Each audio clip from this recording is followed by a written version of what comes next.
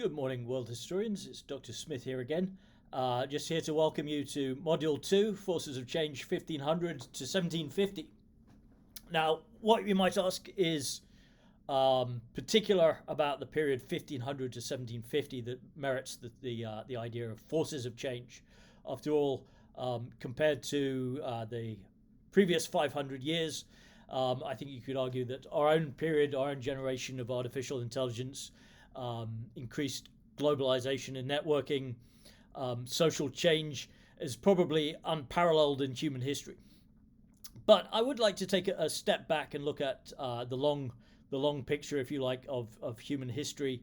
What are we talking about when we talk about human history? First of all, history itself tends to be defined by written records, and we're going to be looking at some of those written records in our short writing assignment for this week's module, which is going to be distinguishing primary and secondary sources. So it's going to be a little essay due at the end of this week, looking at basically the building blocks of history, which is the written record. Now, of course, there are other forms of record that historians look at, including even things like archaeology or increasingly genetic record.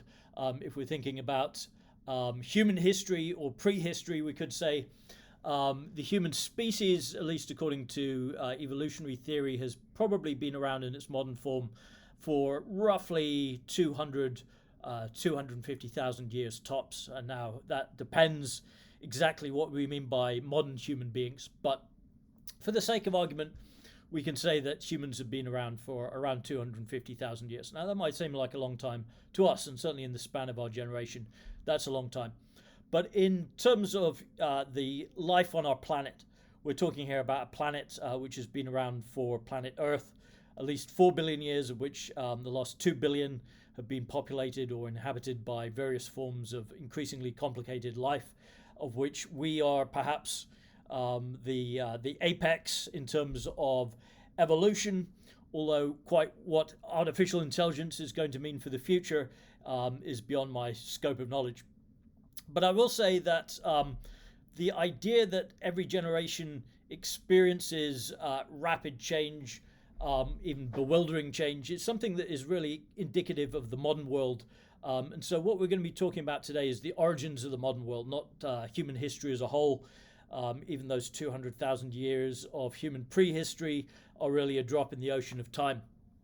But if we go back to 1532, you have this remarkable encounter between the Inca Empire in the guise of Atahualpa, the leader of the Incas, who is represented at Cajamarca, the city of the Incas in modern-day Peru, and the Spanish adventurers known as the conquistadors, led by this rather ruthless character called Francisco Pizarro.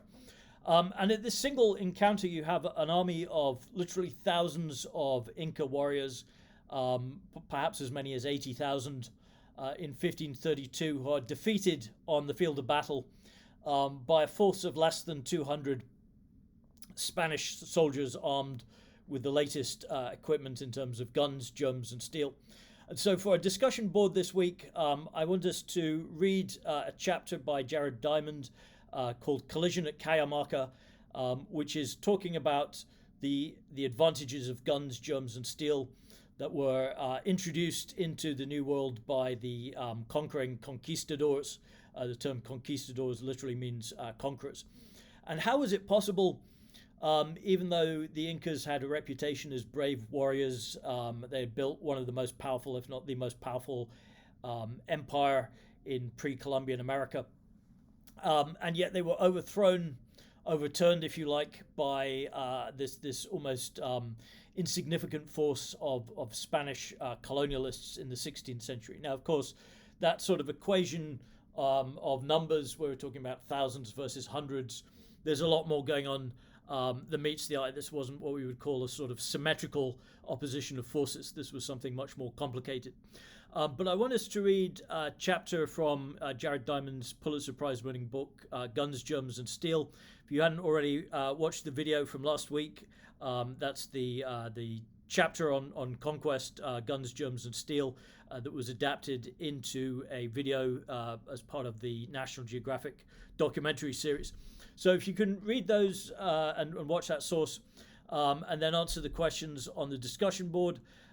There's also the primary secondary source analysis question. Should only be about 600 words. So again, turn it in through Canvas. If you have any questions about that, please feel free to reach out to me. Again, make sure you read through all the material on the module and watch the videos. If you have any questions, I will try and get back to you very quickly this week. And good luck and have fun. Thanks very much, folks.